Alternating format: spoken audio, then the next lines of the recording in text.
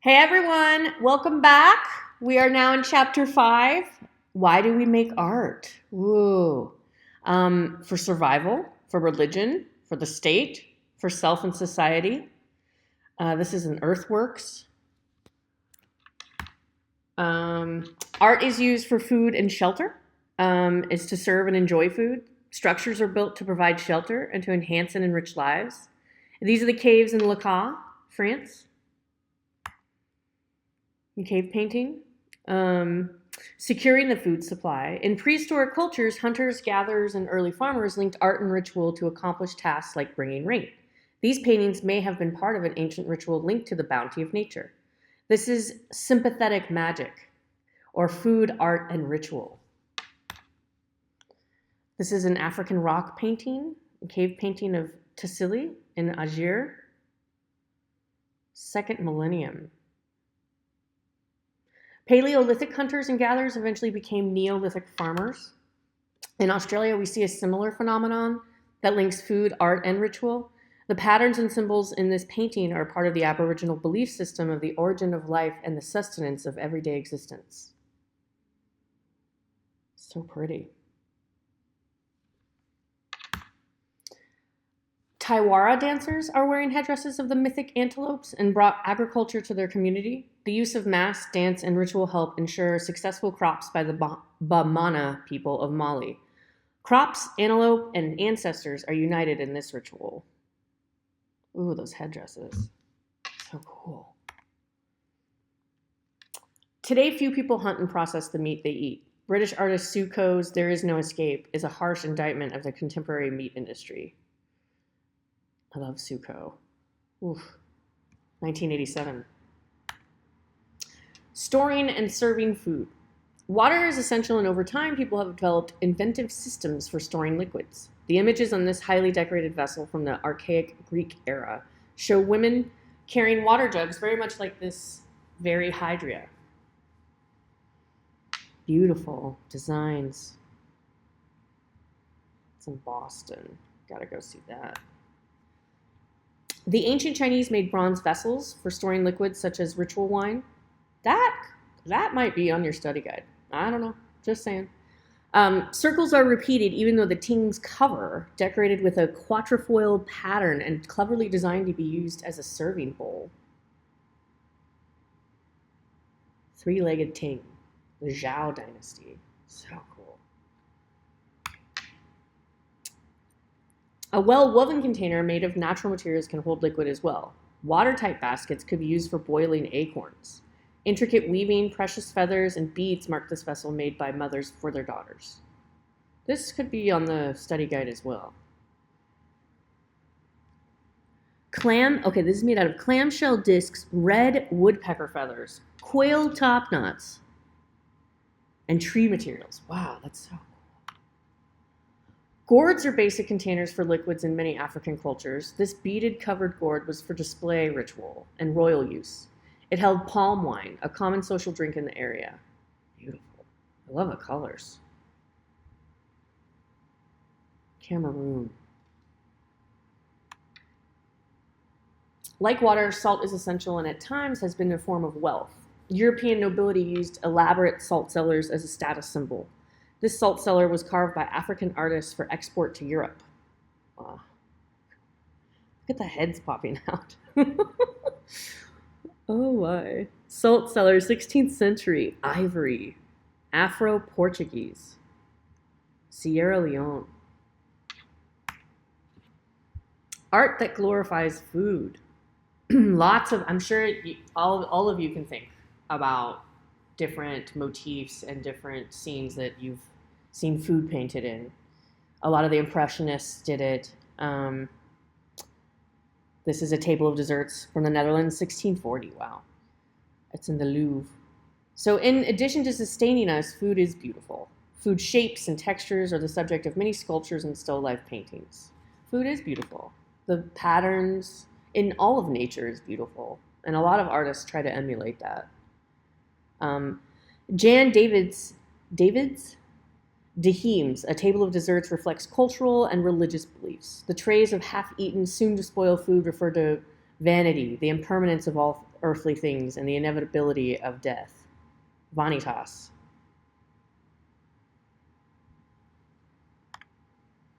Oh, Wayne Thiebaud. Oh, I love him. I highly recommend going down a rabbit hole of Wayne Thiebaud. He did a lot of really interesting patterns with food and paint. Wayne Thiebaud's painting Pie Counter deals with food as visual display and as a popular icon, rather than as a nutrition for the body.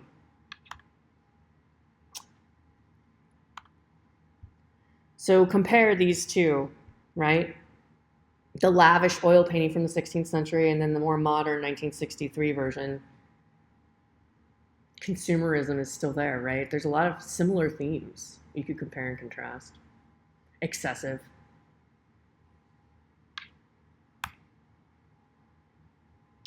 All right, Andy Warhol's Heinz 57 tomato ketchup. I believe there is a question about this in the study guide. And the Del Monte Freestone Peach House are silkscreen wooden sculptures that look like mass-produced cardboard packing cartons. The work blurs the distinction between art and commercial packaging and celebrates simple colors, bold graphics, and clean layout of advertisements. Warhol created these during the pop art movement, noted for glorifying popular cultural items as art icons. Moi Qui's 6 Persimmons reflects Zen Buddhism. I think that's also in the study guide, emphasizing the importance of meditation and simplicity in life. Empty space is an important visual element. Many Zen masters choose to make ink paintings because of the form's spontaneity and simplicity. 13th century. Silver representation of a maize plant from the Incan civilization of Peru. It reflects religious, political, and agricultural traditions. That's beautiful. 1430 to 1532. Incans made life-size replicas of plants and animals from gold and silver.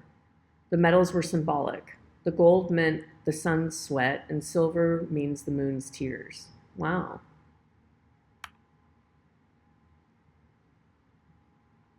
Edward Weston artichoke halved, 1930 photograph. 20th century photographs of food were often vehicles for abstraction and experimentation with media. Weston's photograph reveals the complex design and grace of natural forms. It also shows the technical achievement of photography. So compare these two, one from the 13th century, one from more modern, 1930.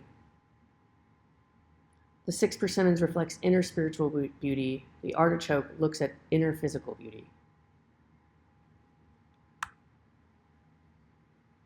All right, The Last Supper, Leonardo da Vinci, 1495 to 1498. Took him that long to make it, huh? Experimental paint on plaster in Milan. I want to go see that. Art and the act of eating. We eat for nourishment, but how we eat is full of meaning. Leonardo da Vinci's Last Supper depicts a meal as a religious ceremony. Look at that. Look at the perspective. Stan Weymouth's Halibut Feast Dish, 2005. The potlatch is a ritual feast from the Native Americans of the Northwest Coast. The potlatch was the formal mechanism for establishing social order. Tea bowl, Japan, 17th century.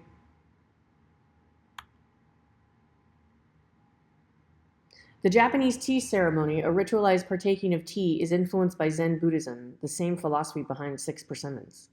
In Zen, the path to enlightenment can include the most common activities. Oh, Judy Chicago, The Dinner Party. This one's pretty famous. I had to study this in art history. I would have loved to see this in real life. This was 74 to 79. It was on display. Painted porcelain and needlework. There's definitely a question on the study guide, probably on the quiz too, about this piece. So do some extra work about it. Look it up on the internet. Some artworks that reference a ritual meal, although no food is shown. So the dinner party is an imaginary meal to celebrate significant women in Western culture. The design referenced Leonardo's Last Supper and reinterpreted into feminist terms. I highly recommend you go down the rabbit hole of Judy Chicago.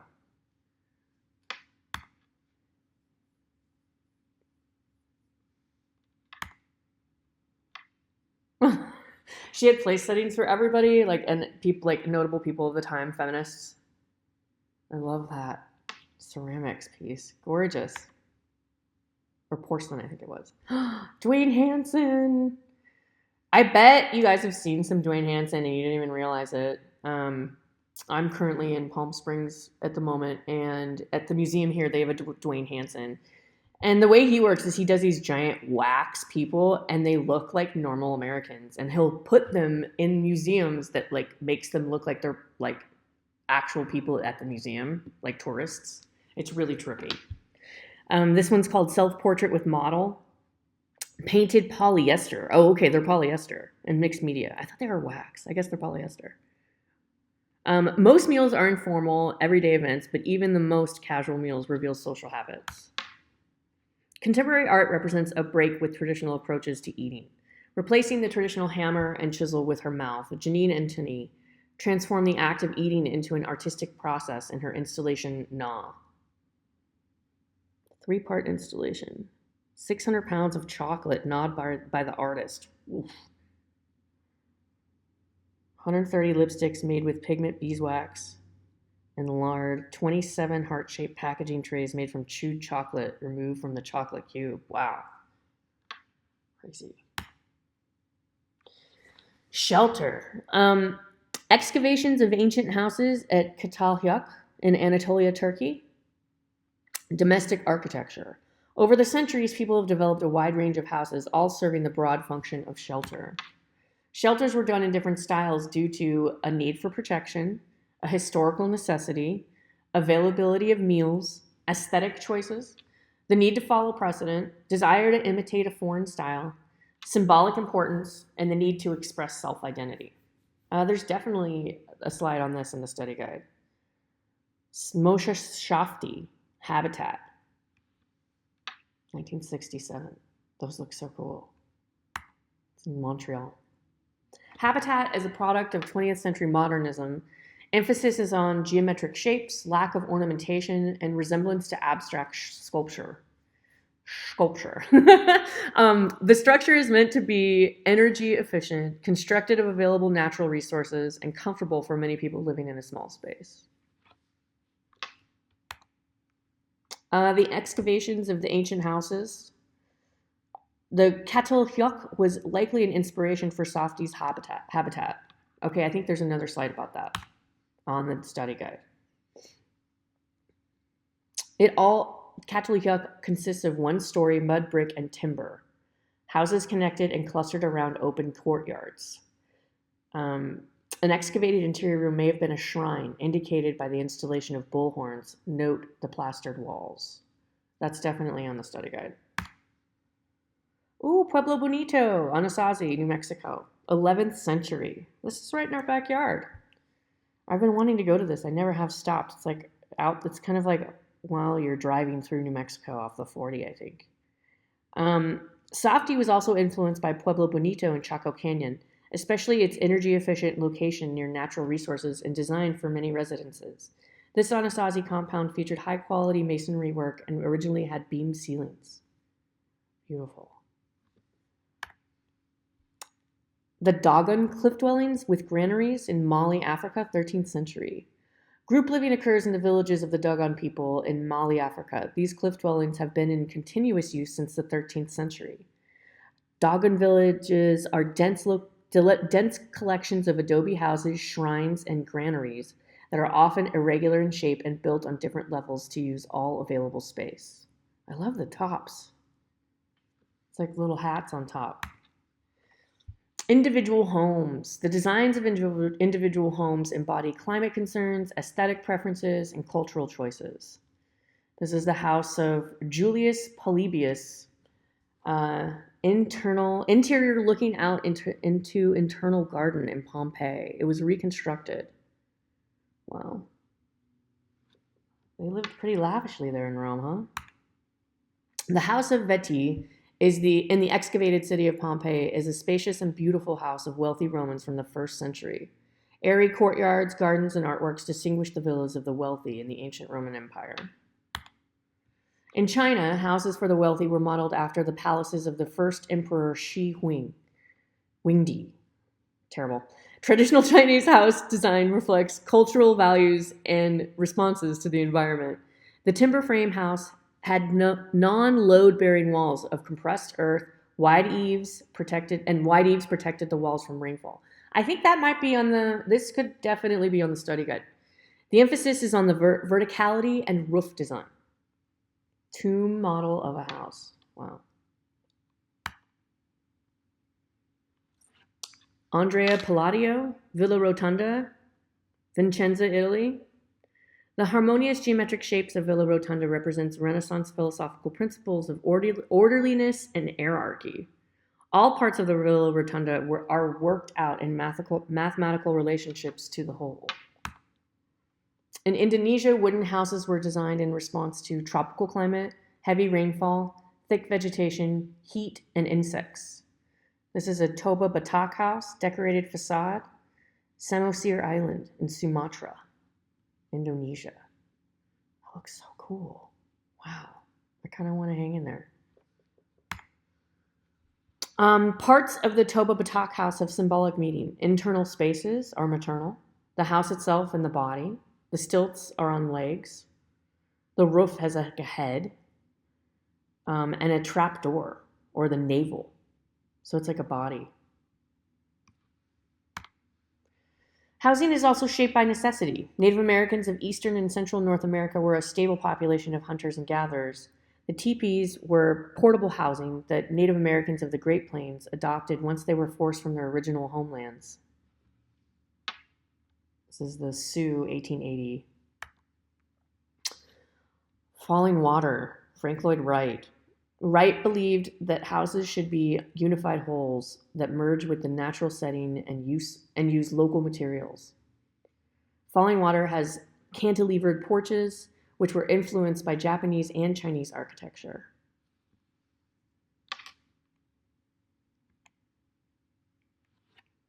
Wow. I've been here. This is in Rome. It's really fascinating. It's like all these old, it's like the cities below. They just kept building on top. So you can go down and look at the old city and walk through it. It's really fascinating. Commercial architecture provides shelter for needs of business and trade. The Markets of Trajan was a multi-story complex that held administrative office and over 150 shops. It's like a whole indoor city.